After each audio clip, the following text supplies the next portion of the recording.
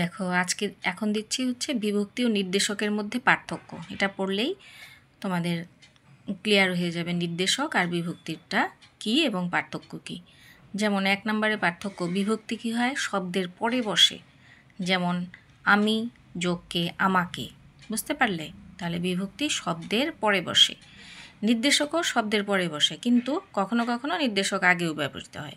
যেমন খান 2 রুটি দাও, যেমন খান এটা হচ্ছে নির্দেশক, খান 2 রুটি দাও মানে 2টো রুটি, খানটা নির্দেশক, তাহলে অনেক সময় আগে বসে, এটাই বোঝাতে চাইছি। 2 নম্বর দেখো, বিভক্তি কারক নির্ণয়ে সাহায্য করে, কিন্তু নির্দেশকের এরকম ভূমিকা নেই। ঠিক আছে।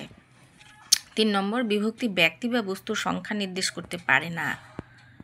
বিভক্তি ব্যক্তি বা বস্তুর সংখ্যা নির্দেশ করতে পারে না, কিন্তু একবচনের রূপ স্পষ্ট করতে নির্দেশক ব্যবহৃত হয়।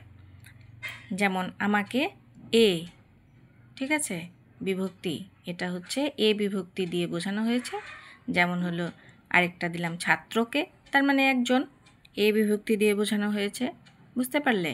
তাহলে বিভক্তি আর নির্দেশকের পার্থক্যটা তোমরা বুঝলে।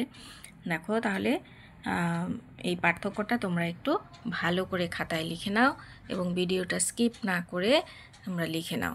ঠিক আছে। এই ছোট্ট ছোট্ট ট্রিক্সগুলো তোমাদের মাধ্যমিক পরীক্ষায় যথেষ্টই সাহায্য করবে এবং কমন পড়বে 100%। এবং চ্যানেলে লাইক কমেন্ট শেয়ার করো এবং সাবস্ক্রাইব করে দিও প্লিজ।